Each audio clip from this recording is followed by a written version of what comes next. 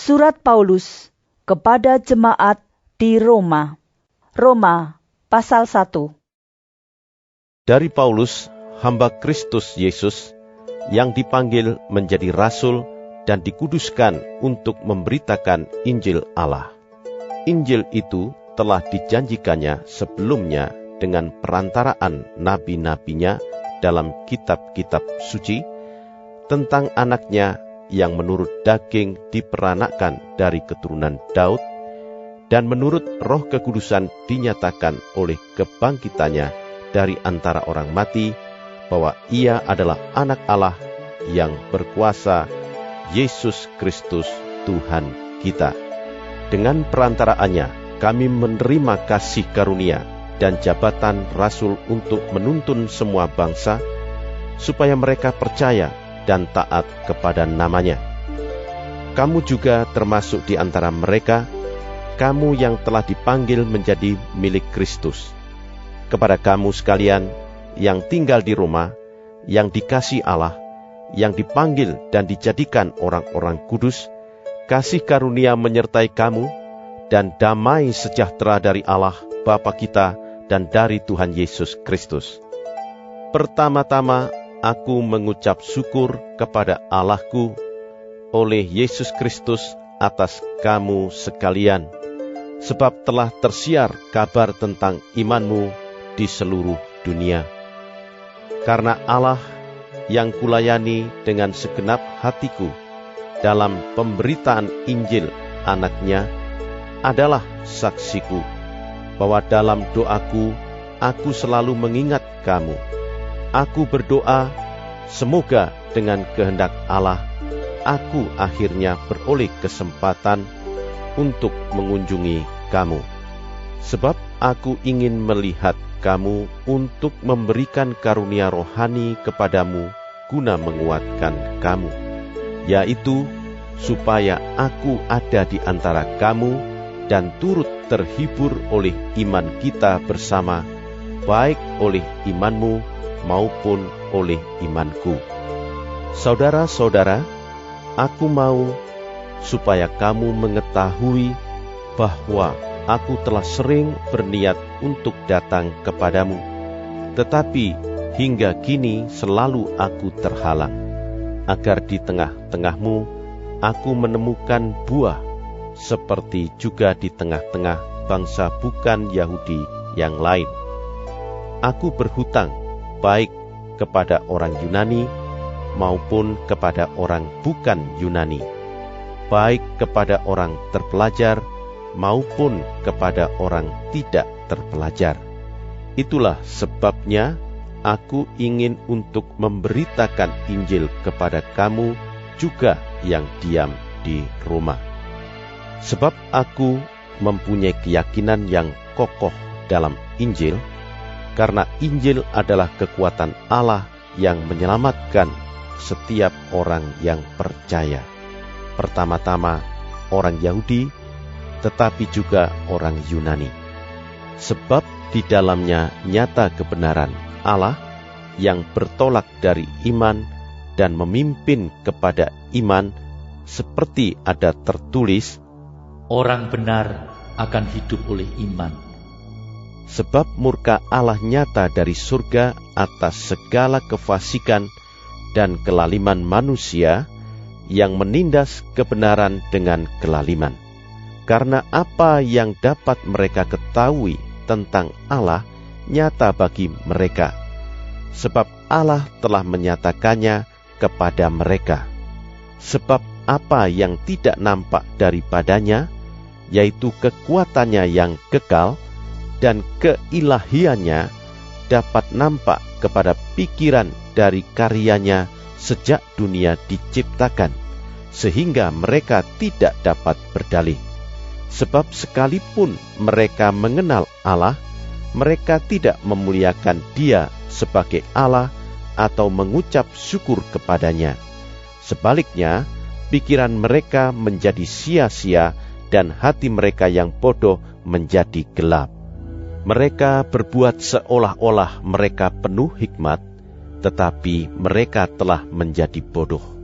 Mereka menggantikan kemuliaan Allah yang tidak fana dengan gambaran yang mirip dengan manusia yang fana, burung-burung, binatang-binatang yang berkaki 4, atau binatang-binatang yang menjalar. Karena itu Allah menyerahkan mereka kepada keinginan hati mereka akan kecemaran, sehingga mereka saling mencemarkan tubuh mereka. Sebab mereka menggantikan kebenaran Allah dengan dusta dan memuja dan menyembah makhluk dengan melupakan penciptanya yang harus dipuji selama-lamanya. Amin. Karena itu Allah menyerahkan mereka kepada hawa nafsu yang memalukan, sebab istri-istri mereka menggantikan persetubuhan yang wajar dengan yang tak wajar. Demikian juga suami-suami meninggalkan persetubuhan yang wajar dengan istri mereka dan menyala-nyala dalam berahi mereka seorang terhadap yang lain, sehingga mereka melakukan kemesuman laki-laki dengan laki-laki, dan karena itu mereka menerima dalam diri mereka balasan yang setimpal untuk kesesatan mereka. Dan karena mereka tidak merasa perlu untuk mengakui Allah, maka Allah menyerahkan mereka kepada pikiran-pikiran yang terkutuk, sehingga mereka melakukan apa yang tidak pantas, penuh dengan rupa-rupa kelaliman, kejahatan, keserakahan, dan kebusukan, penuh dengan dengki, pembunuhan, perselisihan, tipu muslihat, dan kefasikan. Mereka adalah pengumpat, pemfitnah, pembenci Allah, kurang ajar, congkak, sombong, pandai dalam kejahatan, tidak taat kepada orang tua, tidak berakal, tidak setia, tidak penyayang, tidak mengenal belas kasihan. Sebab walaupun mereka mengetahui tuntutan-tuntutan hukum Allah, yaitu bahwa setiap orang yang melakukan hal-hal demikian patut dihukum mati, mereka bukan saja melakukannya sendiri, tetapi mereka juga setuju dengan mereka yang melakukannya.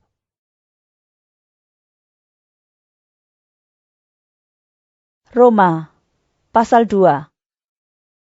Karena itu, hai manusia, siapapun juga engkau yang menghakimi orang lain, engkau sendiri tidak bebas dari salah. Sebab dalam menghakimi orang lain, engkau menghakimi dirimu sendiri, karena engkau yang menghakimi orang lain melakukan hal-hal yang sama. Tetapi kita tahu bahwa hukuman Allah berlangsung secara jujur atas mereka yang berbuat demikian. Dan engkau, hai manusia, engkau yang menghakimi mereka yang berbuat demikian, sedangkan engkau sendiri melakukannya juga. Adakah engkau sangka bahwa engkau akan luput dari hukuman Allah? Maukah engkau menganggap sepi kekayaan kemurahannya, kesabarannya, dan kelapangan hatinya? Tidakkah engkau tahu bahwa maksud kemurahan Allah ialah menuntun engkau kepada pertobatan? Tetapi oleh kekerasan hatimu yang tidak mau bertobat, engkau menimbun murka atas dirimu sendiri, pada hari waktu mana murka dan hukuman Allah yang adil akan dinyatakan. Ia akan membalas setiap orang menurut perbuatannya, yaitu hidup kekal kepada mereka yang dengan tekun berbuat baik, mencari kemuliaan, kehormatan, dan ketidakbinasaan, tetapi murka dan geram kepada mereka yang mencari kepentingan sendiri, yang tidak taat kepada kebenaran, melainkan taat kepada kelaliman. Penderitaan dan kesesakan akan menimpa setiap orang yang hidup yang berbuat jahat, pertama-tama orang Yahudi dan juga orang Yunani. Tetapi kemuliaan, kehormatan, dan damai sejahtera akan diperoleh semua orang yang berbuat baik, pertama-tama orang Yahudi dan juga orang Yunani, sebab Allah tidak memandang bulu.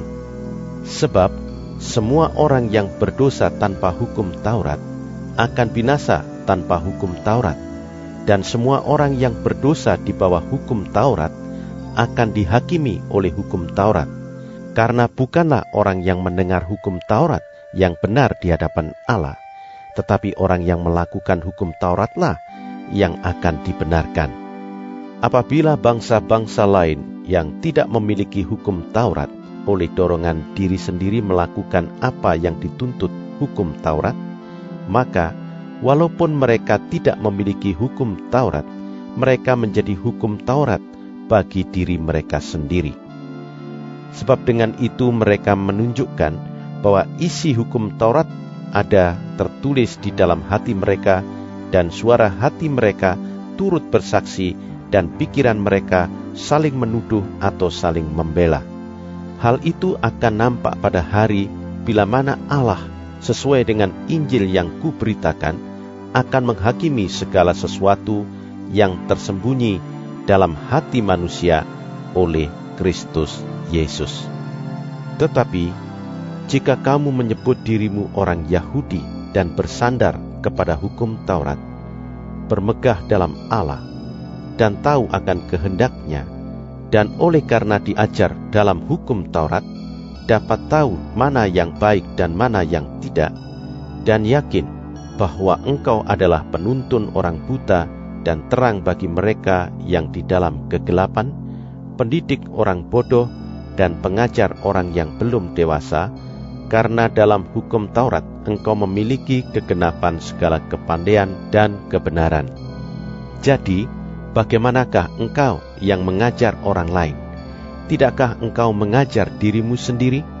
Engkau yang mengajar, jangan mencuri. Mengapa engkau sendiri mencuri? Engkau yang berkata, jangan bersinah. Mengapa engkau sendiri bersinah? Engkau yang jijik akan segala berhala, mengapa engkau sendiri merampok rumah berhala? Engkau bermegah atas hukum Taurat, mengapa engkau sendiri menghina Allah dengan melanggar hukum Taurat itu? Seperti ada tertulis, sebab oleh karena kamulah nama Allah dihujat di antara bangsa-bangsa lain.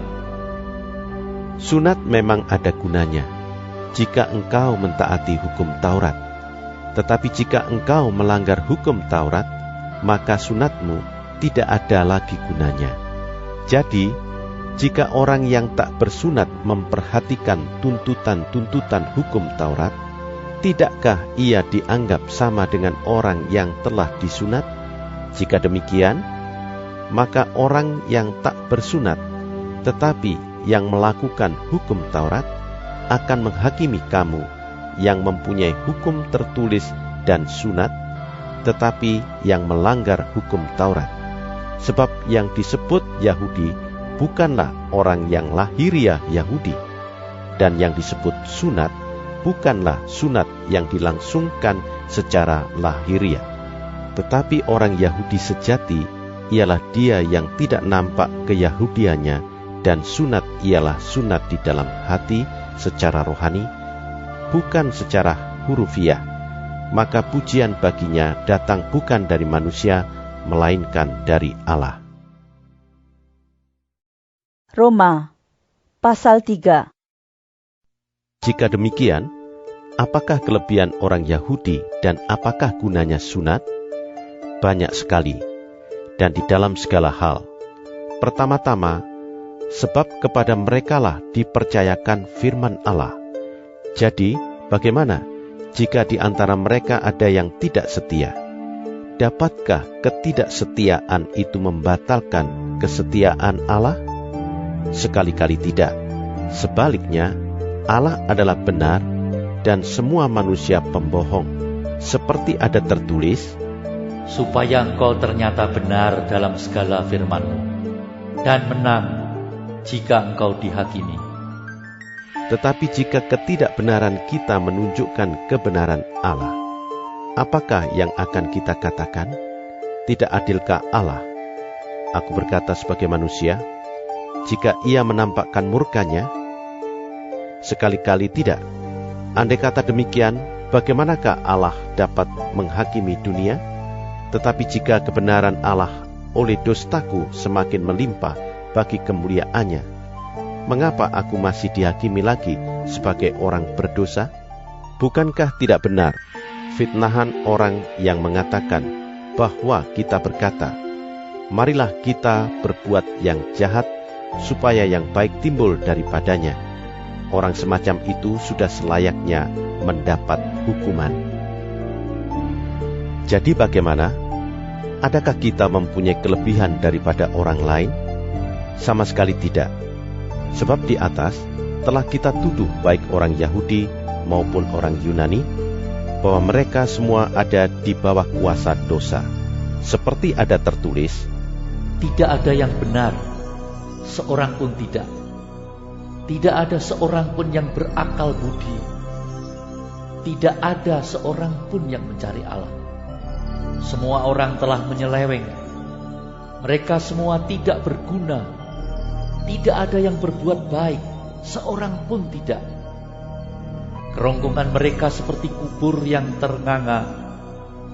Lidah mereka merayu-rayu. Bibir mereka mengandung bisa. Mulut mereka penuh dengan sumpah serapah. Kaki mereka cepat untuk menumpahkan darah. Keruntuhan dan kebinasaan mereka tinggalkan di jalan mereka. Dan jalan damai tidak mereka kenal. Rasa takut kepada Allah tidak ada pada orang itu. tetapi kita tahu bahwa segala sesuatu yang tercantum dalam kitab Taurat ditujukan kepada mereka yang hidup di bawah hukum Taurat, supaya tersumbat setiap mulut dan seluruh dunia jatuh ke bawah hukuman Allah. Sebab tidak seorang pun yang dapat dibenarkan di hadapan Allah oleh karena melakukan hukum Taurat, karena justru oleh hukum Taurat orang mengenal dosa. Tetapi sekarang, tanpa hukum Taurat, kebenaran Allah telah dinyatakan, seperti yang disaksikan dalam kitab Taurat dan kitab-kitab para nabi, yaitu kebenaran Allah karena iman dalam Yesus Kristus bagi semua orang yang percaya. Sebab tidak ada perbedaan, karena semua orang telah berbuat dosa dan telah kehilangan kemuliaan Allah, dan oleh kasih karunia telah dibenarkan dengan cuma-cuma karena penebusan dalam Kristus Yesus. Kristus Yesus telah ditentukan Allah menjadi jalan pendamaian karena iman dalam darah-Nya. Hal ini dibuatnya untuk menunjukkan keadilannya, karena Ia telah membiarkan dosa-dosa yang telah terjadi dahulu pada masa kesabarannya. Maksudnya ialah untuk menunjukkan keadilannya pada masa ini, supaya nyata bahwa Ia benar dan juga membenarkan orang yang percaya kepada Yesus. Jika demikian, apakah dasarnya untuk bermegah? Tidak ada. Berdasarkan apa? Berdasarkan perbuatan? Tidak, melainkan berdasarkan iman. Karena kami yakin bahwa manusia dibenarkan karena iman, dan bukan karena ia melakukan hukum Taurat. Atau, adakah Allah hanya Allah orang Yahudi saja? Bukankah Ia juga adalah Allah bangsa-bangsa lain? Ya benar, Ia juga adalah Allah bangsa-bangsa lain. Artinya, kalau ada satu Allah yang akan membenarkan baik orang-orang bersunat karena iman, maupun orang-orang tak bersunat juga karena iman. Jika demikian, adakah kami membatalkan hukum Taurat karena iman? Sama sekali tidak. Sebaliknya, kami meneguhkannya.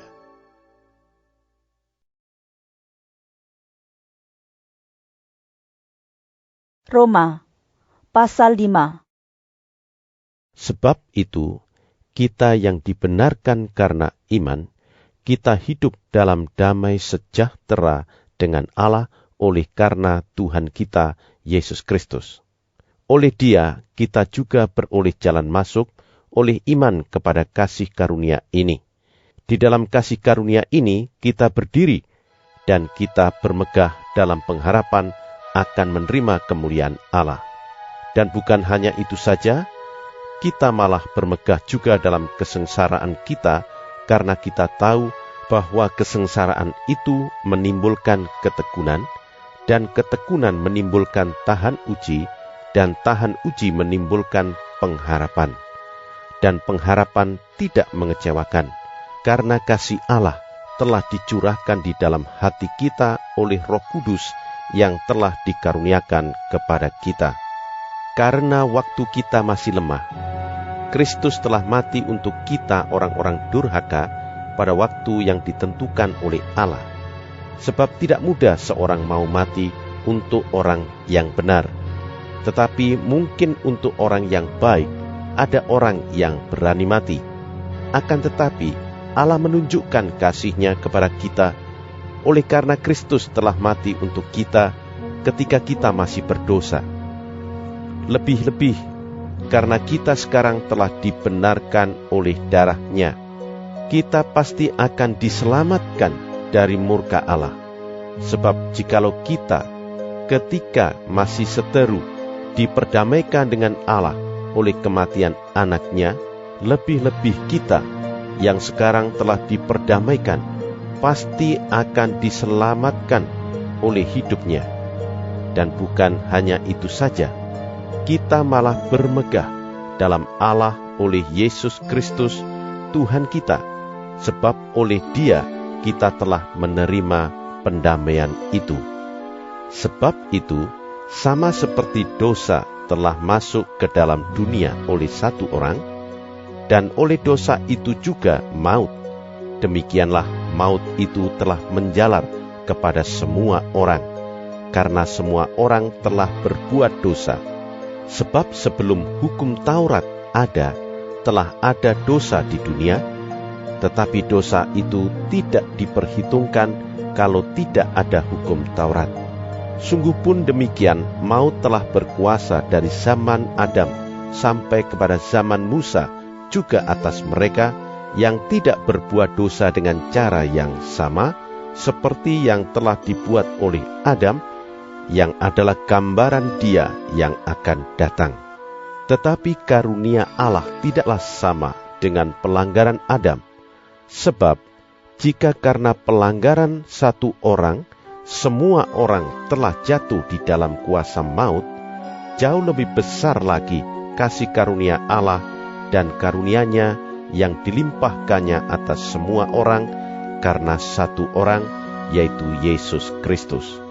Dan kasih karunia tidak berimbangan dengan dosa satu orang. Sebab penghakiman atas satu pelanggaran itu telah mengakibatkan penghukuman, tetapi penganugerahan karunia atas banyak pelanggaran itu mengakibatkan pembenaran. Sebab jika oleh dosa satu orang, maut telah berkuasa oleh satu orang itu, maka lebih benar lagi mereka yang telah menerima kelimpahan kasih karunia dan anugerah kebenaran akan hidup dan berkuasa oleh karena satu orang itu, yaitu Yesus Kristus. Sebab itu, sama seperti oleh satu pelanggaran semua orang beroleh penghukuman, demikian pula oleh satu perbuatan kebenaran semua orang beroleh pembenaran untuk hidup. Jadi sama seperti oleh ketidaktaatan satu orang semua orang telah menjadi orang berdosa, demikian pula oleh ketaatan satu orang semua orang menjadi orang benar. Tetapi hukum Taurat ditambahkan supaya pelanggaran menjadi semakin banyak, dan di mana dosa bertambah banyak, di sana kasih karunia menjadi berlimpah-limpah, supaya sama seperti dosa berkuasa dalam alam maut, demikian kasih karunia akan berkuasa oleh kebenaran untuk hidup yang kekal, oleh Yesus Kristus Tuhan kita. Roma pasal 6. Jika demikian, apakah yang hendak kita katakan? Bolehkah kita bertekun dalam dosa supaya semakin bertambah kasih karunia itu? Sekali-kali tidak. Bukankah kita telah mati bagi dosa? Bagaimanakah kita masih dapat hidup di dalamnya? Atau tidak tahukah kamu bahwa kita semua yang telah dibaptis dalam Kristus telah dibaptis dalam kematiannya? Dengan demikian, kita telah dikuburkan bersama-sama dengan Dia oleh baptisan dalam kematian, supaya sama seperti Kristus telah dibangkitkan dari antara orang mati oleh kemuliaan Bapa, demikian juga kita akan hidup dalam hidup yang baru. Sebab jika kita telah menjadi satu dengan apa yang sama dengan kematiannya, kita juga akan menjadi satu dengan apa yang sama dengan kebangkitannya. Karena kita tahu bahwa manusia lama kita telah turut disalibkan, supaya tubuh dosa kita hilang kuasanya, agar jangan kita menghambakan diri lagi kepada dosa. Sebab siapa yang telah mati, ia telah bebas dari dosa. Jadi jika kita telah mati dengan Kristus, kita percaya bahwa kita akan hidup juga dengan Dia. Karena kita tahu bahwa Kristus sesudah Ia bangkit dari antara orang mati, tidak mati lagi. Maut tidak berkuasa lagi atas Dia, sebab kematiannya adalah kematian terhadap dosa, satu kali dan untuk selama-lamanya, dan kehidupannya adalah kehidupan bagi Allah. Demikianlah hendaknya kamu memandangnya, bahwa kamu telah mati bagi dosa, tetapi kamu hidup bagi Allah dalam Kristus Yesus. Sebab itu, hendaklah dosa jangan berkuasa lagi di dalam tubuhmu yang fana, supaya kamu jangan lagi menuruti keinginannya, dan janganlah kamu menyerahkan anggota-anggota tubuhmu kepada dosa untuk dipakai sebagai senjata kelaliman. Tetapi serahkanlah dirimu kepada Allah sebagai orang-orang yang dahulu mati, tetapi yang sekarang hidup. Dan serahkanlah anggota-anggota tubuhmu kepada Allah untuk menjadi senjata-senjata kebenaran. Sebab kamu tidak akan dikuasai lagi oleh dosa, karena kamu tidak berada di bawah hukum Taurat, tetapi di bawah kasih karunia. Jadi bagaimana? Apakah kita akan berbuat dosa karena kita tidak berada di bawah hukum Taurat, tetapi di bawah kasih karunia? Sekali-kali tidak. Apakah kamu tidak tahu bahwa apabila kamu menyerahkan dirimu kepada seseorang sebagai hamba untuk mentaatinya, kamu adalah hamba orang itu, yang harus kamu taati, baik dalam dosa yang memimpin kamu kepada kematian, maupun dalam ketaatan yang memimpin kamu kepada kebenaran. Tetapi syukurlah kepada Allah, dahulu memang kamu hamba dosa, tetapi sekarang kamu dengan segenap hati telah mentaati pengajaran yang telah diteruskan kepadamu. Kamu telah dimerdekakan dari dosa dan menjadi hamba kebenaran. Aku mengatakan hal ini secara manusia karena kelemahan kamu, sebab sama seperti kamu telah menyerahkan anggota-anggota tubuhmu menjadi hamba kecemaran dan kedurhakaan yang membawa kamu kepada kedurhakaan, demikian hal kamu sekarang harus menyerahkan anggota-anggota tubuhmu menjadi hamba kebenaran yang membawa kamu kepada pengudusan. Sebab waktu kamu hamba dosa, kamu bebas dari kebenaran. Dan buah apakah yang kamu petik daripadanya? Semuanya itu menyebabkan kamu merasa malu sekarang, karena kesudahan semuanya itu ialah kematian. Tetapi sekarang, setelah kamu dimerdekakan dari dosa, dan setelah kamu menjadi hamba Allah, kamu beroleh buah yang membawa kamu kepada pengudusan, dan sebagai kesudahannya ialah hidup yang kekal. Sebab upah dosa ialah maut, tetapi karunia Allah ialah hidup yang kekal dalam Kristus Yesus Tuhan kita. Roma, pasal 7. Apakah kamu tidak tahu, saudara-saudara? Sebab aku berbicara kepada mereka yang mengetahui hukum, bahwa hukum berkuasa atas seseorang selama orang itu hidup. Sebab seorang istri terikat oleh hukum kepada suaminya selama suaminya itu hidup. Akan tetapi, apabila suaminya itu mati, bebaslah ia dari hukum yang mengikatnya kepada suaminya itu. Jadi selama suaminya hidup, ia dianggap berzinah kalau ia menjadi istri laki-laki lain. Tetapi jika suaminya telah mati, ia bebas dari hukum, sehingga ia bukanlah berzinah kalau ia menjadi istri laki-laki lain. Sebab itu, saudara-saudaraku, kamu juga telah mati bagi hukum Taurat oleh tubuh Kristus, supaya kamu menjadi milik orang lain, yaitu milik Dia yang telah dibangkitkan dari antara orang mati, agar kita berbuah bagi Allah. Sebab waktu kita masih hidup di dalam daging, hawa nafsu dosa yang dirangsang oleh hukum Taurat bekerja dalam anggota-anggota tubuh kita agar kita berbuah bagi maut. Tetapi sekarang kita telah dibebaskan dari hukum Taurat, sebab kita telah mati bagi Dia yang mengurung kita, sehingga kita sekarang melayani dalam keadaan baru menurut roh, dan bukan dalam keadaan lama menurut huruf hukum Taurat.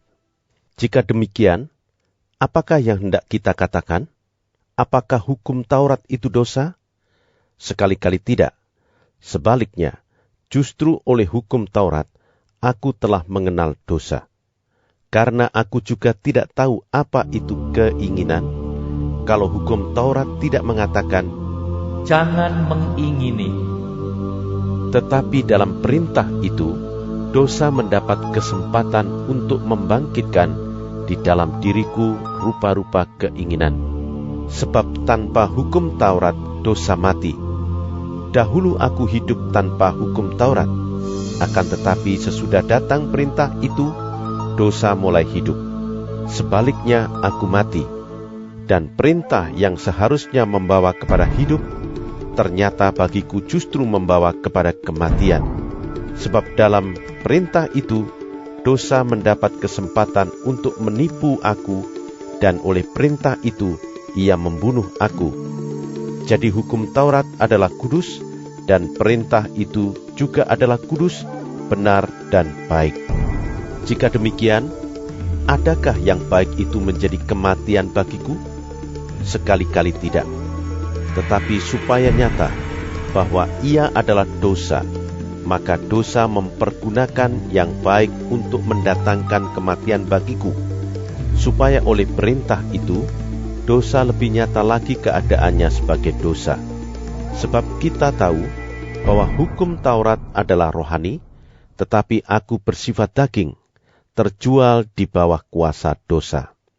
Sebab apa yang aku perbuat, aku tidak tahu, karena bukan apa yang aku kehendaki yang aku perbuat, tetapi apa yang aku benci, itulah yang aku perbuat. Jadi jika aku perbuat apa yang tidak aku kehendaki, aku menyetujui bahwa hukum Taurat itu baik. Kalau demikian, bukan aku lagi yang memperbuatnya, tetapi dosa yang ada di dalam aku. Sebab aku tahu bahwa di dalam aku, yaitu di dalam aku sebagai manusia, tidak ada sesuatu yang baik. Sebab kehendak memang ada di dalam aku, tetapi bukan hal berbuat apa yang baik. Sebab bukan apa yang aku kehendaki, yaitu yang baik, yang aku perbuat, melainkan apa yang tidak aku kehendaki, yaitu yang jahat, yang aku perbuat. Jadi jika aku berbuat apa yang tidak aku kehendaki, maka bukan lagi aku yang memperbuatnya, tetapi dosa yang diam di dalam aku. Demikianlah aku dapati hukum ini, jika aku menghendaki berbuat apa yang baik, yang jahat itu ada padaku. Sebab di dalam batinku, aku suka akan hukum Allah, tetapi di dalam anggota-anggota tubuhku, aku melihat hukum lain yang berjuang melawan hukum akal budiku dan membuat aku menjadi tawanan hukum dosa yang ada di dalam anggota-anggota tubuhku. Aku manusia celaka. Siapakah yang akan melepaskan aku dari tubuh maut ini? Syukur kepada Allah oleh Yesus Kristus Tuhan kita. Jadi dengan akal budiku, aku melayani hukum Allah, tetapi dengan tubuh insaniku, aku melayani hukum dosa. Roma, pasal 8. Demikianlah sekarang tidak ada penghukuman bagi mereka yang ada di dalam Kristus Yesus. Roh yang memberi hidup telah memerdekakan kamu dalam Kristus dari hukum dosa dan hukum maut. Sebab apa yang tidak mungkin dilakukan hukum Taurat, karena tak berdaya oleh daging, telah dilakukan oleh Allah. Dengan jalan mengutus anaknya sendiri dalam daging, yang serupa dengan daging yang dikuasai dosa karena dosa. Ia telah menjatuhkan hukuman atas dosa di dalam daging, supaya tuntutan hukum Taurat digenapi di dalam kita, yang tidak hidup menurut daging, tetapi menurut roh. Sebab mereka yang hidup menurut daging, memikirkan hal-hal yang dari daging. Mereka yang hidup menurut roh, memikirkan hal-hal yang dari roh. Karena keinginan daging adalah maut, tetapi keinginan roh adalah hidup dan damai sejahtera. Sebab keinginan daging adalah perseteruan terhadap Allah, karena ia tidak takluk kepada hukum Allah. Hal ini memang tidak mungkin baginya. Mereka yang hidup dalam daging tidak mungkin berkenan kepada Allah. Tetapi kamu tidak hidup dalam daging, melainkan dalam roh, jika memang roh Allah diam di dalam kamu. Tetapi jika orang tidak memiliki roh Kristus, ia bukan milik Kristus. Tetapi jika Kristus ada di dalam kamu, maka tubuh memang mati karena dosa, tetapi roh adalah kehidupan oleh karena kebenaran. Dan jika roh Dia yang telah membangkitkan Yesus dari antara orang mati diam di dalam kamu, maka Ia yang telah membangkitkan Kristus Yesus dari antara orang mati akan menghidupkan juga tubuhmu yang fana itu oleh rohnya yang diam di dalam kamu. Jadi saudara-saudara, kita adalah orang berhutang, tetapi bukan kepada daging, supaya hidup menurut daging. Sebab jika kamu hidup menurut daging, kamu akan mati. Tetapi jika oleh roh kamu mematikan perbuatan-perbuatan tubuhmu, kamu akan hidup. Semua orang yang dipimpin roh Allah adalah anak Allah. Sebab kamu tidak menerima roh perbudakan yang membuat kamu menjadi takut lagi, tetapi kamu telah menerima roh yang menjadikan kamu anak Allah. Oleh roh itu kita berseru, Ya Aba, Ya Bapa. Roh itu bersaksi bersama-sama dengan roh kita bahwa kita adalah anak-anak Allah. Dan jika kita adalah anak, maka kita juga adalah ahli waris. Maksudnya orang-orang yang berhak menerima janji-janji Allah, yang akan menerimanya bersama-sama dengan Kristus, yaitu jika kita menderita bersama-sama dengan Dia, supaya kita juga dipermuliakan bersama-sama dengan Dia. Sebab aku yakin bahwa penderitaan zaman sekarang ini tidak dapat dibandingkan dengan kemuliaan yang akan dinyatakan kepada kita. Sebab dengan sangat rindu, seluruh makhluk menantikan saat anak-anak Allah dinyatakan.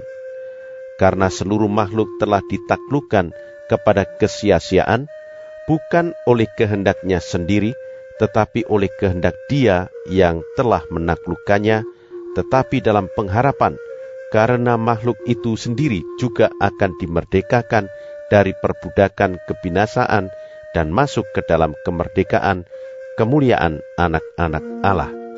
Sebab kita tahu bahwa sampai sekarang segala makhluk sama-sama mengeluh dan sama-sama merasa sakit bersalin. Dan bukan hanya mereka saja, tetapi kita yang telah menerima karunia sulung roh, kita juga mengeluh dalam hati kita sambil menantikan pengangkatan sebagai anak, yaitu pembebasan tubuh kita. sebab kita diselamatkan dalam pengharapan. Tetapi pengharapan yang dilihat bukan pengharapan lagi, sebab bagaimana orang masih mengharapkan apa yang dilihatnya? Tetapi jika kita mengharapkan apa yang tidak kita lihat, kita menantikannya dengan tekun. Demikian juga, Roh membantu kita dalam kelemahan kita, sebab kita tidak tahu bagaimana sebenarnya harus berdoa. Tetapi Roh sendiri berdoa untuk kita kepada Allah dengan keluhan-keluhan yang tidak terucapkan.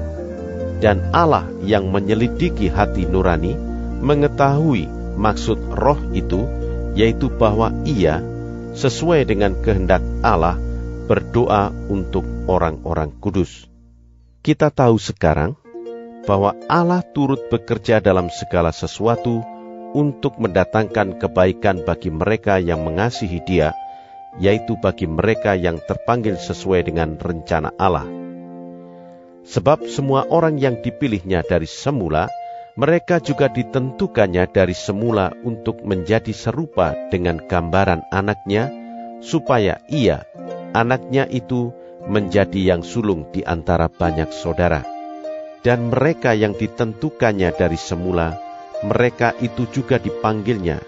Dan mereka yang dipanggilnya, mereka itu juga dibenarkannya. Dan mereka yang dibenarkannya, mereka itu juga dimuliakannya. Sebab itu apakah yang akan kita katakan tentang semuanya itu? Jika Allah di pihak kita, siapakah yang akan melawan kita? Ia yang tidak menyayangkan anaknya sendiri, tetapi yang menyerahkannya bagi kita semua. Bagaimanakah mungkin Ia tidak mengaruniakan segala sesuatu kepada kita bersama-sama dengan Dia? Siapakah yang akan menggugat orang-orang pilihan Allah? Allah yang membenarkan mereka, siapakah yang akan menghukum mereka? Kristus Yesus yang telah mati, bahkan lebih lagi, yang telah bangkit, yang juga duduk di sebelah kanan Allah, yang malah menjadi pembela bagi kita. Siapakah yang akan memisahkan kita dari kasih Kristus? Penindasan atau kesesakan, atau penganiayaan, atau kelaparan, atau ketelanjangan, atau bahaya, atau pedang. Seperti ada tertulis, Oleh karena Engkau, kami ada dalam bahaya maut sepanjang hari. Kami telah dianggap sebagai domba-domba sembelihan. tetapi dalam semuanya itu, kita lebih daripada orang-orang yang menang, oleh Dia yang telah mengasihi kita. Sebab aku yakin bahwa baik maut maupun hidup, baik malaikat-malaikat maupun pemerintah-pemerintah, baik yang ada sekarang maupun yang akan datang, atau kuasa-kuasa, baik yang di atas maupun yang di bawah, ataupun sesuatu makhluk lain, tidak akan dapat memisahkan kita dari kasih Allah yang ada dalam Kristus Yesus Tuhan kita. Roma pasal 9. Aku mengatakan kebenaran dalam Kristus. Aku tidak berdusta. Suara hatiku turut bersaksi dalam Roh Kudus bahwa aku sangat berduka cita dan selalu bersedih hati. Bahkan aku mau terkutuk dan terpisah dari Kristus demi saudara-saudaraku, kaum sebangsaku secara jasmani, sebab mereka adalah orang Israel. Mereka telah diangkat menjadi anak, dan mereka telah menerima kemuliaan dan perjanjian-perjanjian dan hukum Taurat dan ibadah dan janji-janji. Mereka adalah keturunan bapa-bapa leluhur yang menurunkan Mesias dalam keadaannya sebagai manusia yang ada di atas segala sesuatu. Ia adalah Allah yang harus dipuji sampai selama-lamanya. Amin. Akan tetapi firman Allah tidak mungkin gagal, sebab tidak semua orang yang berasal dari Israel adalah orang Israel. dan juga tidak semua yang terhitung keturunan Abraham adalah anak Abraham, tetapi yang berasal dari Ishak yang akan disebut keturunanmu. Artinya, bukan anak-anak menurut daging adalah anak-anak Allah, tetapi anak-anak perjanjian yang disebut keturunan yang benar. Sebab firman ini mengandung janji, pada waktu seperti inilah aku akan datang, dan Sarah akan mempunyai seorang anak laki-laki. Tetapi bukan hanya itu saja.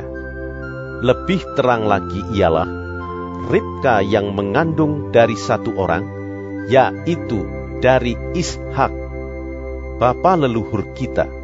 Sebab waktu anak-anak itu belum dilahirkan dan belum melakukan yang baik atau yang jahat, supaya rencana Allah tentang pemilihannya diteguhkan, bukan berdasarkan perbuatan, tetapi berdasarkan panggilannya. Dikatakan kepada Ribka, anak yang tua akan menjadi hamba anak yang muda. Seperti ada tertulis, aku mengasihi Yakub, tetapi membenci Esau. Jika demikian, apakah yang hendak kita katakan? Apakah Allah tidak adil? Mustahil, sebab Ia berfirman kepada Musa, aku akan menaruh belas kasihan. Kepada siapa aku mau menaruh belas kasihan? Dan aku akan bermurah hati kepada siapa aku mau bermurah hati. Jadi, hal itu tidak tergantung pada kehendak orang atau usaha orang, tetapi kepada kemurahan hati Allah. Sebab kitab suci berkata kepada Firaun, itulah sebabnya aku membangkitkan engkau, yaitu supaya aku memperlihatkan kuasaku di dalam engkau, dan supaya namaku dimasyhurkan di seluruh bumi. Jadi, Ia menaruh belas kasihan kepada siapa yang dikehendakinya, dan Ia menegarkan hati siapa yang dikehendakinya. Sekarang kamu akan berkata kepadaku, jika demikian, apalagi yang masih disalahkannya? Sebab siapa yang menentang kehendaknya? Siapakah kamu, hai manusia? Maka kamu membantah Allah? Dapatkah yang dibentuk berkata kepada yang membentuknya, mengapakah engkau membentuk aku demikian? Apakah tukang periuk tidak mempunyai hak atas tanah liatnya? Untuk membuat dari gumpal yang sama suatu benda untuk dipakai guna tujuan yang mulia, dan suatu benda lain untuk dipakai guna tujuan yang biasa. Jadi, kalau untuk menunjukkan murkanya dan menyatakan kuasanya, Allah menaruh kesabaran yang besar terhadap benda-benda kemurkaannya yang telah disiapkan untuk kebinasaan, justru untuk menyatakan kekayaan kemuliaannya atas benda-benda belas kasihannya yang telah dipersiapkannya untuk kemuliaan, yaitu kita yang telah dipanggilnya bukan hanya dari antara orang Yahudi, tetapi juga dari antara bangsa-bangsa lain. Seperti yang difirmankannya juga dalam kitab Nabi Hosea, yang bukan umatku akan kusebut umatku, dan yang bukan kekasih, kekasih. Dan di tempat di mana akan dikatakan kepada mereka, kamu ini bukanlah umatku, di sana akan dikatakan kepada mereka, anak-anak Allah yang hidup. Dan Yesaya berseru tentang Israel, sekalipun jumlah anak Israel seperti pasir di laut, namun hanya sisanya akan diselamatkan. Sebab apa yang telah difirmankannya akan dilakukan Tuhan di atas bumi, sempurna dan segera. Dan seperti yang dikatakan Yesaya sebelumnya, Seandainya Tuhan semesta alam tidak meninggalkan pada kita keturunan, kita sudah menjadi seperti Sodom dan sama seperti Gomora. Jika demikian, apakah yang hendak kita katakan? Ini, bahwa bangsa-bangsa lain yang tidak mengejar kebenaran telah beroleh kebenaran, yaitu kebenaran karena iman. Tetapi bahwa Israel sungguh pun mengejar hukum yang akan mendatangkan kebenaran, tidaklah sampai kepada hukum itu. Mengapa tidak? Karena Israel mengejarnya bukan karena iman, tetapi karena perbuatan. Mereka tersandung pada batu sandungan, seperti ada tertulis, sesungguhnya aku meletakkan di Sion sebuah batu sentuhan dan sebuah batu sandungan, dan siapa yang percaya kepadanya tidak akan dipermalukan. Roma pasal 10.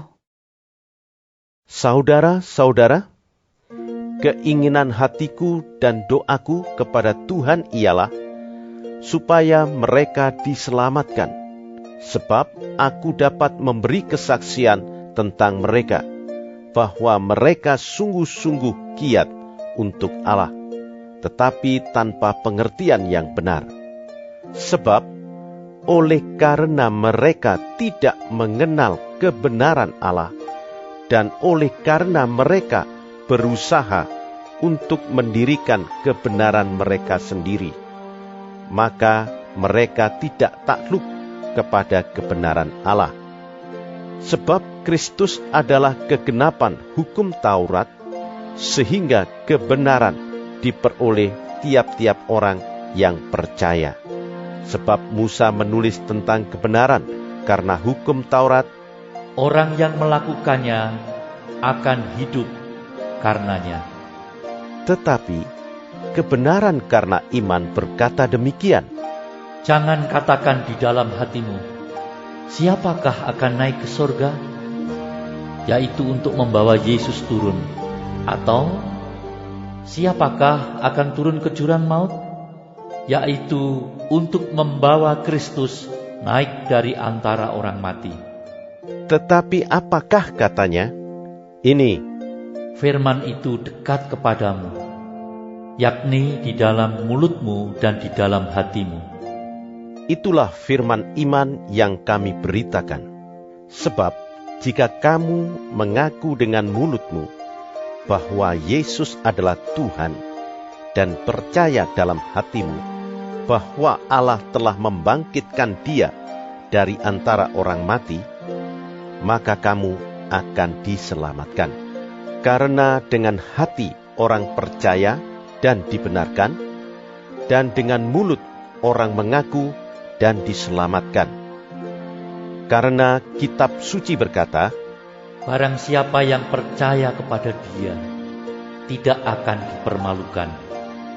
Sebab tidak ada perbedaan antara orang Yahudi dan orang Yunani, karena Allah yang satu itu adalah Tuhan dari semua orang, kaya bagi semua orang yang berseru kepadanya. Sebab barang siapa yang berseru kepada nama Tuhan akan diselamatkan.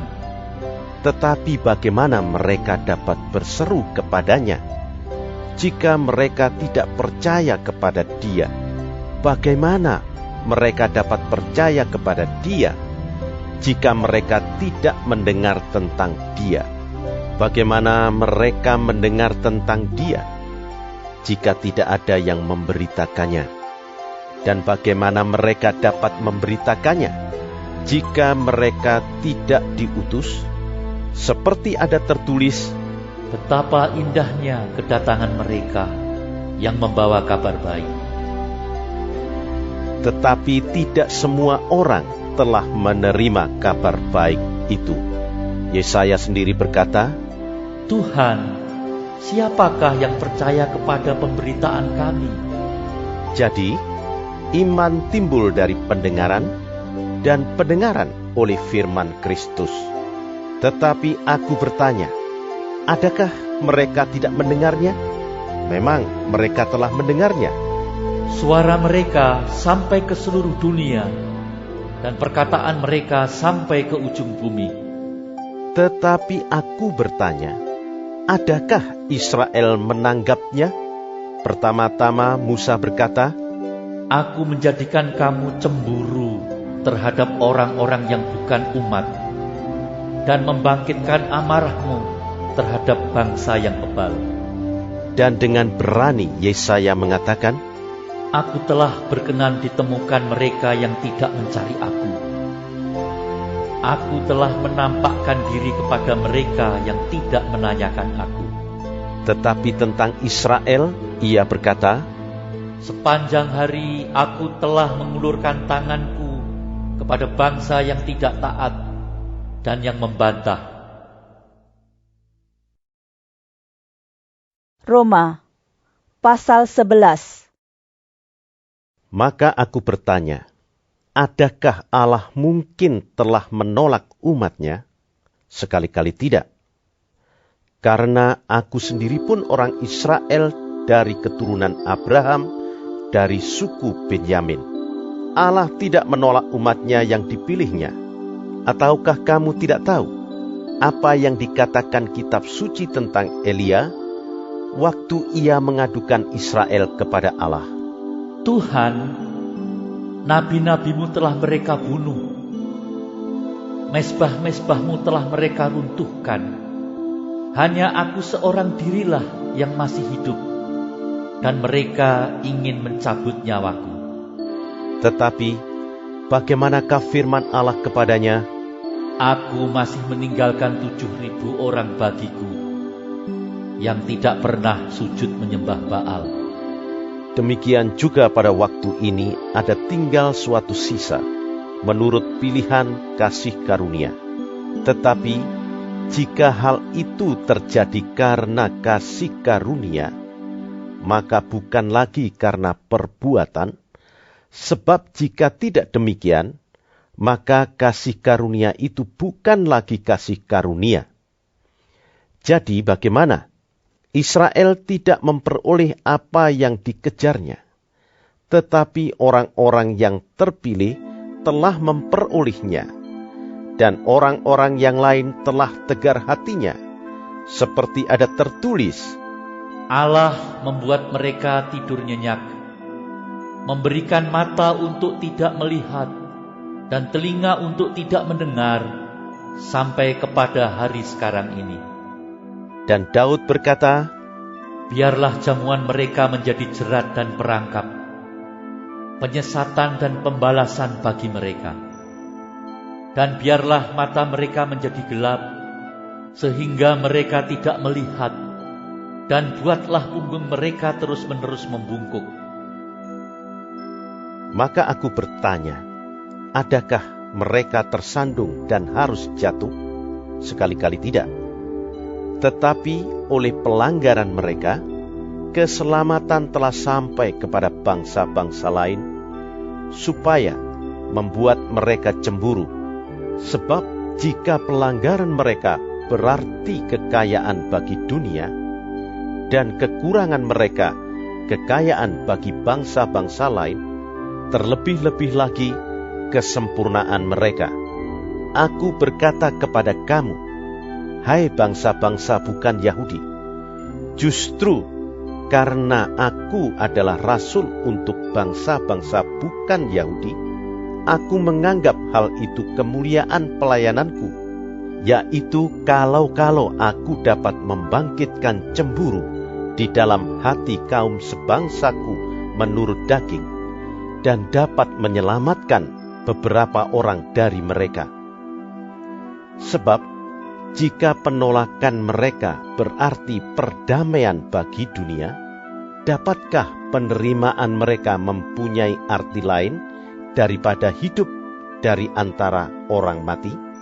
Jikalau roti sulung adalah kudus, maka seluruh adonan juga kudus. Dan jikalau akar adalah kudus, maka cabang-cabang juga kudus. Karena itu, apabila beberapa cabang telah dipatahkan, dan kamu sebagai tunas liar telah dicangkokkan di antaranya, dan turut mendapat bagian dalam akar pohon zaitun yang penuh getah, janganlah kamu bermegah terhadap cabang-cabang itu. Jikalau kamu bermegah, ingatlah bahwa bukan kamu yang menopang akar itu, melainkan akar itu yang menopang kamu. Mungkin kamu akan berkata, ada cabang-cabang yang dipatahkan, supaya aku dicangkokkan di antaranya sebagai tunas.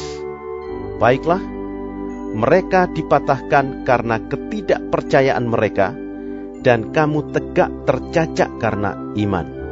Janganlah kamu sombong, tetapi takutlah. Sebab kalau Allah tidak menyayangkan cabang-cabang asli, Ia juga tidak akan menyayangkan kamu.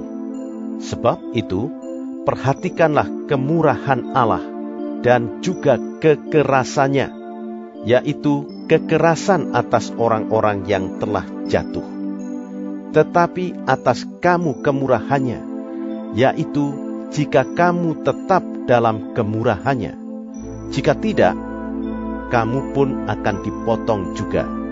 Tetapi mereka pun akan dicangkokkan kembali, jika mereka tidak tetap dalam ketidakpercayaan mereka. Sebab Allah berkuasa untuk mencangkokkan mereka kembali. Sebab jika kamu telah dipotong sebagai cabang dari pohon zaitun liar, dan bertentangan dengan keadaanmu itu, kamu telah dicangkokkan pada pohon zaitun sejati. Terlebih lagi mereka ini, yang menurut asal mereka akan dicangkokkan pada pohon zaitun mereka sendiri. Sebab saudara-saudara, supaya kamu jangan menganggap dirimu pandai, aku mau agar kamu mengetahui rahasia ini. Sebagian dari Israel telah menjadi tegar, sampai jumlah yang penuh dari bangsa-bangsa lain telah masuk.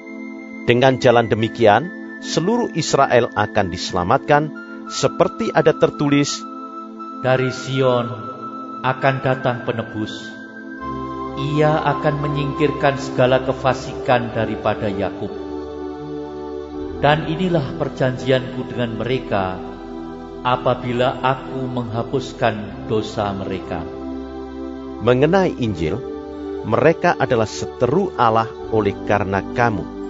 Tetapi mengenai pilihan, mereka adalah kekasih Allah oleh karena nenek moyang. Sebab Allah tidak menyesali kasih karunia dan panggilannya.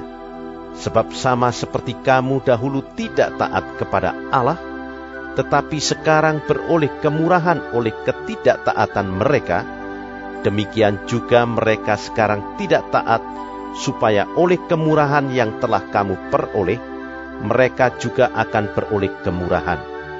Sebab Allah telah mengurung semua orang dalam ketidaktaatan, supaya Ia dapat menunjukkan kemurahannya atas mereka semua. Oh, alangkah dalamnya kekayaan, hikmat dan pengetahuan Allah. Sungguh tak terselidiki keputusan-keputusannya, dan sungguh tak terselami jalan-jalannya. Sebab siapakah yang mengetahui pikiran Tuhan?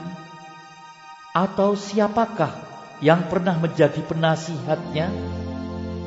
Atau siapakah yang pernah memberikan sesuatu kepadanya, sehingga ia harus menggantikannya?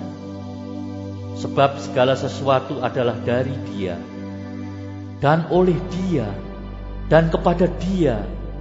Bagi Dialah kemuliaan sampai selama-lamanya. Roma pasal 12.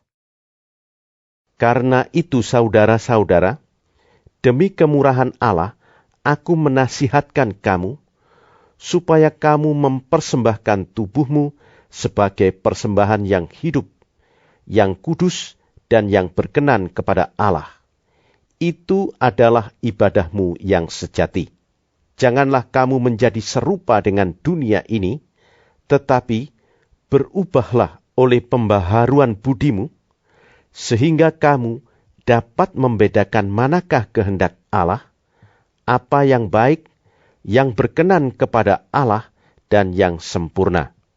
Berdasarkan kasih karunia yang dianugerahkan kepadaku, aku berkata kepada setiap orang di antara kamu, janganlah kamu memikirkan hal-hal yang lebih tinggi daripada yang patut kamu pikirkan. Tetapi hendaklah kamu berpikir begitu rupa, sehingga kamu menguasai diri menurut ukuran iman yang dikaruniakan Allah kepada kamu masing-masing. Sebab sama seperti pada satu tubuh, kita mempunyai banyak anggota, tetapi tidak semua anggota itu mempunyai tugas yang sama. Demikian juga kita, walaupun banyak, adalah satu tubuh di dalam Kristus. Tetapi kita masing-masing adalah anggota yang seorang terhadap yang lain. Demikianlah, kita mempunyai karunia yang berlain-lainan menurut kasih karunia yang dianugerahkan kepada kita. Jika karunia itu adalah untuk bernubuat, baiklah kita melakukannya sesuai dengan iman kita. Jika karunia untuk melayani, baiklah kita melayani. Jika karunia untuk mengajar, baiklah kita mengajar. Jika karunia untuk menasihati, baiklah kita menasihati. Siapa yang membagi-bagikan sesuatu, hendaklah ia melakukannya dengan hati yang ikhlas. Siapa yang memberi pimpinan, hendaklah ia melakukannya dengan rajin. Siapa yang menunjukkan kemurahan, hendaklah ia melakukannya dengan sukacita.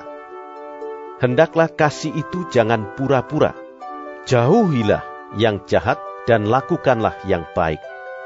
Hendaklah kamu saling mengasihi sebagai saudara dan saling mendahului dalam memberi hormat. Janganlah hendaknya kerajinanmu kendor, biarlah rohmu menyala-nyala dan layanilah Tuhan. Bersukacitalah dalam pengharapan, sabarlah dalam kesesakan, dan bertekunlah dalam doa. Bantulah dalam kekurangan orang-orang kudus, dan usahakanlah dirimu untuk selalu memberikan tumpangan. Berkatilah siapa yang menganiaya kamu, berkatilah dan jangan mengutuk. Bersukacitalah dengan orang yang bersukacita, dan menangislah dengan orang yang menangis. Hendaklah kamu sehati sepikir dalam hidupmu bersama. Janganlah kamu memikirkan perkara-perkara yang tinggi, tetapi arahkanlah dirimu kepada perkara-perkara yang sederhana. Janganlah menganggap dirimu pandai, janganlah membalas kejahatan dengan kejahatan. Lakukanlah apa yang baik bagi semua orang. Sedapat-dapatnya, kalau hal itu bergantung padamu, hiduplah dalam perdamaian dengan semua orang. Saudara-saudaraku yang kekasih, janganlah kamu sendiri menuntut pembalasan, tetapi berilah tempat kepada murka Allah, sebab ada tertulis, Pembalasan itu adalah hakku. Akulah yang akan menuntut pembalasan. Firman Tuhan. Tetapi Jika seterumu lapar, berilah dia makan. Jika ia haus, berilah dia minum. Dengan berbuat demikian, kamu menumpukkan bara api di atas kepalanya. janganlah kamu kalah terhadap kejahatan, tetapi kalahkanlah kejahatan dengan kebaikan. Roma pasal 13. Tiap-tiap orang harus takluk kepada pemerintah yang di atasnya, sebab tidak ada pemerintah yang tidak berasal dari Allah, dan pemerintah-pemerintah yang ada ditetapkan oleh Allah. Sebab itu, barang siapa melawan pemerintah, ia melawan ketetapan Allah, dan siapa yang melakukannya akan mendatangkan hukuman atas dirinya. Sebab jika seorang berbuat baik, ia tidak usah takut kepada pemerintah. Hanya jika ia berbuat jahat. Maukah kamu hidup tanpa takut terhadap pemerintah?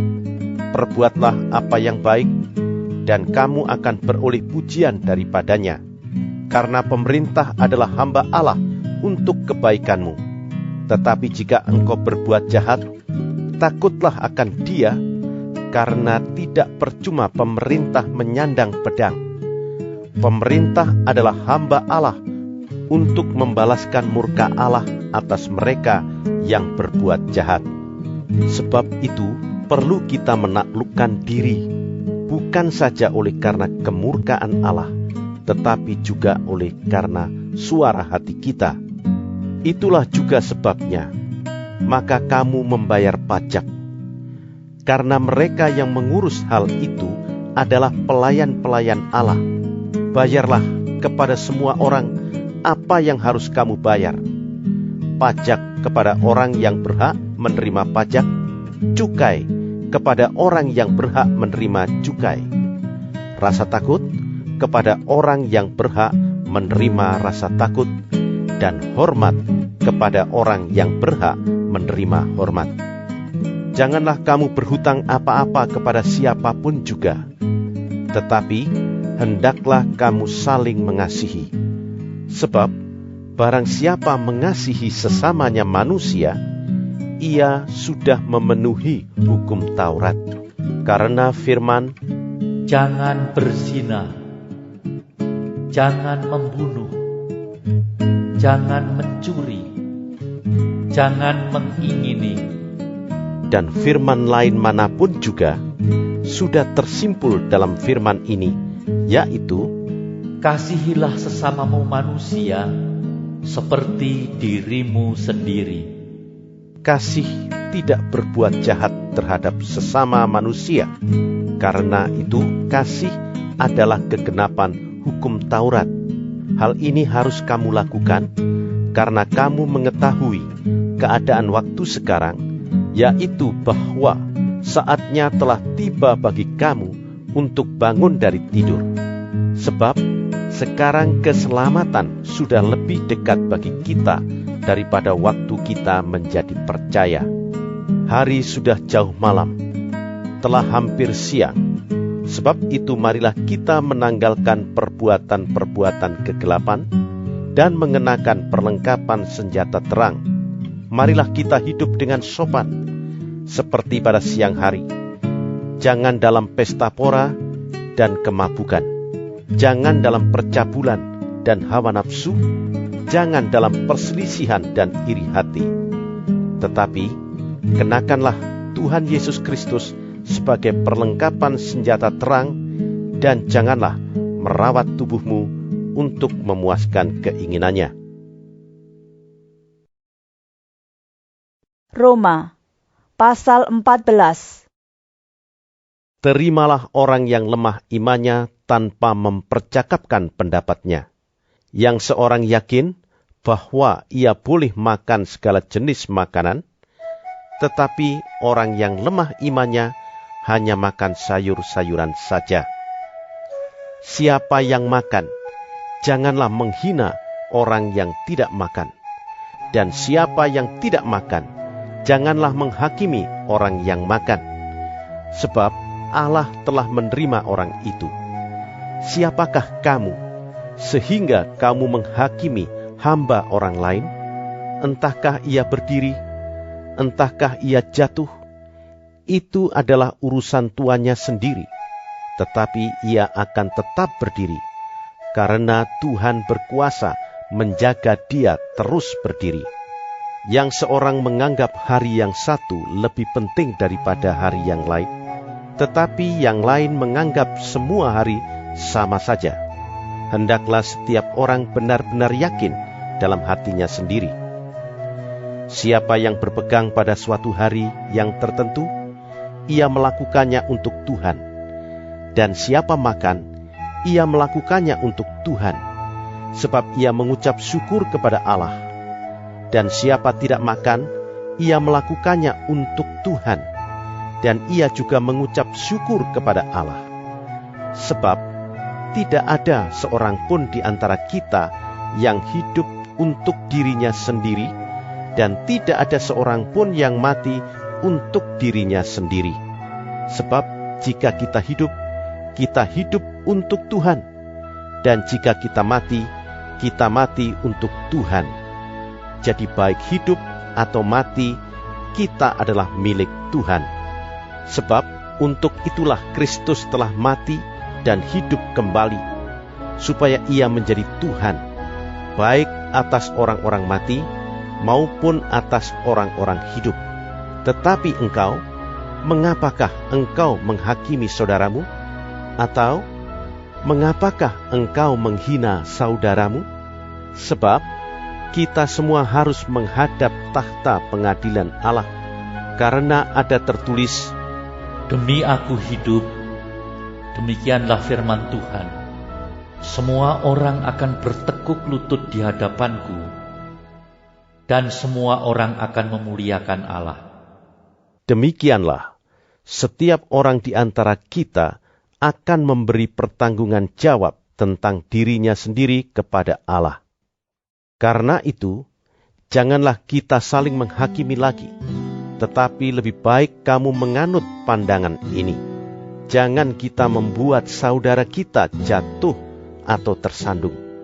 Aku tahu dan yakin dalam Tuhan Yesus, bahwa tidak ada sesuatu yang najis dari dirinya sendiri. Hanya bagi orang yang beranggapan bahwa sesuatu adalah najis, bagi orang itulah sesuatu itu najis. Sebab, jika engkau menyakiti hati saudaramu oleh karena sesuatu yang engkau makan, maka engkau tidak hidup lagi menurut tuntutan kasih. Janganlah engkau membinasakan saudaramu oleh karena makananmu, karena Kristus telah mati untuk dia. Apa yang baik, yang kamu miliki, janganlah kamu biarkan difitnah. Sebab kerajaan Allah bukanlah soal makanan dan minuman, tetapi soal kebenaran, damai sejahtera, dan sukacita oleh Roh Kudus.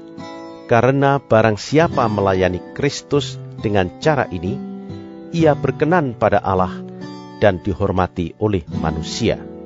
Sebab itu, marilah kita mengejar apa yang mendatangkan damai sejahtera dan yang berguna untuk saling membangun.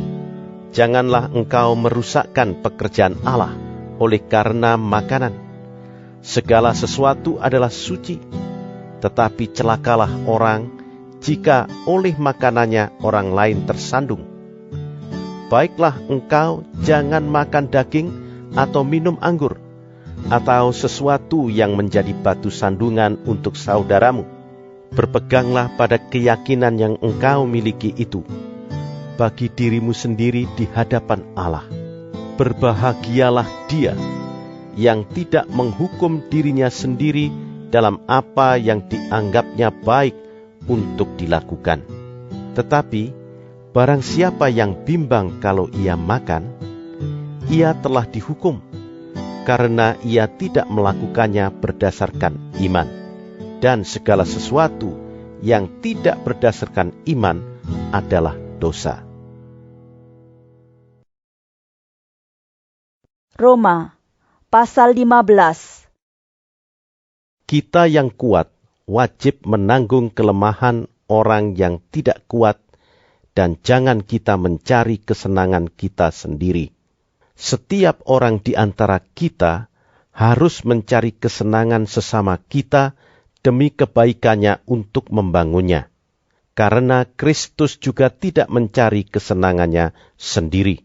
Tetapi seperti ada tertulis, Kata-kata cercaan mereka yang mencerca engkau telah mengenai aku.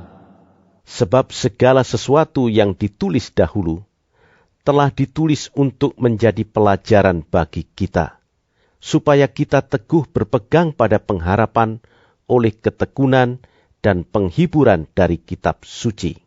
Semoga Allah yang adalah sumber ketekunan dan penghiburan, mengaruniakan kerukunan kepada kamu sesuai dengan kehendak Kristus Yesus, sehingga dengan satu hati dan satu suara kamu memuliakan Allah dan Bapa Tuhan kita Yesus Kristus. Sebab itu, terimalah satu akan yang lain, sama seperti Kristus juga telah menerima kita untuk kemuliaan Allah. Yang aku maksudkan ialah bahwa oleh karena kebenaran Allah, Kristus telah menjadi pelayan orang-orang bersunat untuk mengokohkan janji yang telah diberikannya kepada nenek moyang kita, dan untuk memungkinkan bangsa-bangsa supaya mereka memuliakan Allah karena rahmat-Nya, seperti ada tertulis, Sebab itu aku akan memuliakan engkau di antara bangsa-bangsa dan menyanyikan mazmur bagi namamu. Dan selanjutnya, Bersukacitalah hai bangsa-bangsa dengan umat-Nya. dan lagi, Pujilah Tuhan hai kamu semua bangsa-bangsa, dan biarlah segala suku bangsa memuji Dia. dan selanjutnya kata Yesaya, Taruk dari pangkal Isai akan terbit, dan ia akan bangkit untuk memerintah bangsa-bangsa, dan kepadanya lah bangsa-bangsa akan menaruh harapan. semoga Allah, sumber pengharapan, memenuhi kamu dengan segala sukacita dan damai sejahtera dalam iman kamu, supaya oleh kekuatan Roh Kudus kamu berlimpah-limpah dalam pengharapan. Saudara-saudaraku, aku sendiri memang yakin tentang kamu, bahwa kamu juga telah penuh dengan kebaikan dan dengan segala pengetahuan dan sanggup untuk saling menasihati. Namun, karena kasih karunia yang telah dianugerahkan Allah kepadaku, aku di sana-sini dengan agak berani telah menulis kepadamu untuk mengingatkan kamu, yaitu bahwa aku boleh menjadi pelayan Kristus Yesus bagi bangsa-bangsa bukan Yahudi dalam pelayanan pemberitaan Injil Allah, supaya bangsa-bangsa bukan Yahudi dapat diterima oleh Allah sebagai persembahan yang berkenan kepadanya, yang disucikan oleh Roh Kudus. Jadi dalam Kristus aku boleh bermegah tentang pelayananku bagi Allah. Sebab aku tidak akan berani berkata-kata tentang sesuatu yang lain, kecuali tentang apa yang telah dikerjakan Kristus olehku, yaitu untuk memimpin bangsa-bangsa lain kepada ketaatan, oleh perkataan dan perbuatan, oleh kuasa tanda-tanda dan musisat-musisat, dan oleh kuasa roh. Demikianlah dalam perjalanan keliling dari Yerusalem sampai ke Ilirikum, aku telah memberitakan sepenuhnya Injil Kristus. Dan dalam pemberitaan itu, aku menganggap sebagai kehormatanku bahwa aku tidak melakukannya di tempat-tempat di mana nama Kristus telah dikenal orang, supaya aku jangan membangun di atas dasar yang telah diletakkan orang lain, tetapi sesuai dengan yang ada tertulis, Mereka yang belum pernah menerima berita tentang Dia akan melihat Dia, dan mereka yang tidak pernah mendengarnya akan mengertinya. Itulah sebabnya aku selalu terhalang untuk mengunjungi kamu. Tetapi sekarang, karena aku tidak lagi mempunyai tempat kerja di daerah ini, dan karena aku telah beberapa tahun lamanya ingin mengunjungi kamu, aku harap dalam perjalananku ke Spanyol, aku dapat singgah di tempatmu dan bertemu dengan kamu, sehingga kamu dapat mengantarkan aku ke sana, setelah aku seketika menikmati pertemuan dengan kamu. Tetapi sekarang, aku sedang dalam perjalanan ke Yerusalem untuk mengantarkan bantuan kepada orang-orang kudus. Sebab Makedonia dan Akhaya telah mengambil keputusan untuk menyumbangkan sesuatu kepada orang-orang miskin di antara orang-orang kudus di Yerusalem. Keputusan itu memang telah mereka ambil, tetapi itu adalah kewajiban mereka. Sebab jika bangsa-bangsa lain telah beroleh bagian dalam harta rohani orang Yahudi, maka wajiblah juga bangsa-bangsa lain itu melayani orang Yahudi dengan harta duniawi mereka. Apabila aku sudah menunaikan tugas itu dan sudah menyerahkan hasil usaha bangsa-bangsa lain itu kepada mereka, aku akan berangkat ke Spanyol melalui kota kamu. Dan aku tahu bahwa jika aku datang mengunjungi kamu, aku akan melakukannya dengan penuh berkat Kristus.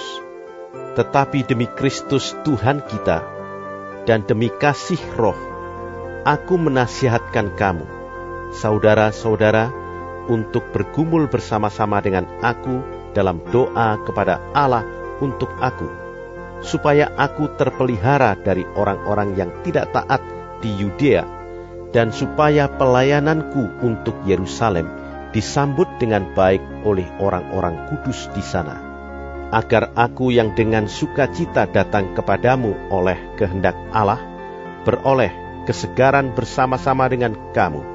Allah, sumber damai sejahtera, menyertai kamu sekalian. Amin. Roma pasal 16. Aku meminta perhatianmu terhadap Febe, saudari kita yang melayani jemaat di Kengkrea, supaya kamu menyambut dia dalam Tuhan, sebagaimana seharusnya bagi orang-orang kudus, dan berikanlah kepadanya bantuan bila diperlukannya. Sebab ia sendiri telah memberikan bantuan kepada banyak orang, juga kepadaku sendiri. Sampaikan salam kepada Priskila dan Aquila, teman-teman sekerjaku dalam Kristus Yesus. Mereka telah mempertaruhkan nyawanya untuk hidupku. Kepada mereka, bukan aku saja yang berterima kasih, tetapi juga semua jemaat bukan Yahudi. Salam juga kepada jemaat di rumah mereka. Salam kepada Epenetus, saudara yang kukasihi, yang adalah buah pertama dari daerah Asia untuk Kristus. Salam kepada Maria, yang telah bekerja keras untuk kamu. Salam kepada Andronikus dan Junias, saudara-saudaraku sebangsa, yang pernah dipenjarakan bersama-sama dengan aku, yaitu orang-orang yang terpandang di antara para rasul, dan yang telah menjadi Kristen sebelum aku. Salam kepada Ampliatus yang kukasihi dalam Tuhan. Salam kepada Urbanus, teman sekerja kami dalam Kristus. Dan salam kepada Stakis yang kukasihi. Salam kepada Apeles yang telah tahan uji dalam Kristus. Salam kepada mereka yang termasuk isi rumah Aristobulus. Salam kepada Herodion, temanku sebangsa. Salam kepada mereka yang termasuk isi rumah Narkisus yang ada dalam Tuhan. Salam kepada Trifena dan Trifosa yang bekerja membanting tulang dalam pelayanan Tuhan. Salam kepada Persis yang kukasihi, yang telah bekerja membanting tulang dalam pelayanan Tuhan. Salam kepada Rufus, orang pilihan dalam Tuhan, dan salam kepada ibunya, yang bagiku adalah juga ibu. Salam kepada Asinkritus, Flegon, Hermes, Patrobas, Hermas, dan saudara-saudara yang bersama-sama dengan mereka. Salam kepada Filologus dan Julia, Nereus dan saudaranya perempuan, dan Olimpas, dan juga kepada segala orang kudus yang bersama-sama dengan mereka. Bersalam-salamlah kamu dengan cium kudus. Salam kepada kamu dari semua jemaat Kristus. Tetapi aku menasihatkan kamu saudara-saudara, supaya kamu waspada terhadap mereka yang bertentangan dengan pengajaran yang telah kamu terima, menimbulkan perpecahan dan godaan. Sebab itu hindarilah mereka. Sebab orang-orang demikian tidak melayani Kristus Tuhan kita, tetapi melayani perut mereka sendiri. Dan dengan kata-kata mereka yang muluk-muluk dan bahasa mereka yang manis, mereka menipu orang-orang yang tulus hatinya. Kabar tentang ketaatanmu telah terdengar oleh semua orang. Sebab itu, aku bersukacita tentang kamu. Tetapi, aku ingin supaya kamu bijaksana terhadap apa yang baik dan bersih terhadap apa yang jahat. Semoga Allah, sumber damai sejahtera, segera akan menghancurkan iblis di bawah kakimu. Kasih karunia Yesus, Tuhan kita, menyertai kamu.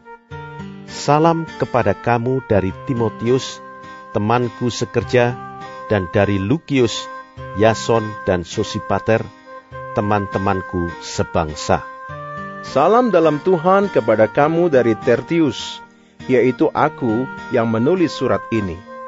Salam kepada kamu dari Gaius, yang memberi tumpangan kepadaku, dan kepada seluruh jemaat.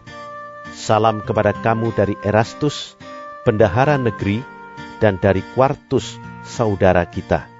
Kasih karunia Yesus Kristus Tuhan kita menyertai kamu sekalian. Amin. Bagi Dia yang berkuasa menguatkan kamu, menurut Injil yang kumasyurkan dan pemberitaan tentang Yesus Kristus, sesuai dengan pernyataan rahasia yang didiamkan berabad-abad lamanya, tetapi yang sekarang telah dinyatakan dan yang menurut perintah Allah yang abadi, telah diberitakan oleh kitab-kitab para nabi kepada segala bangsa untuk membimbing mereka kepada ketaatan iman. Bagi Dia, satu-satunya Allah yang penuh hikmat, oleh Yesus Kristus, segala kemuliaan sampai selama-lamanya. Amin.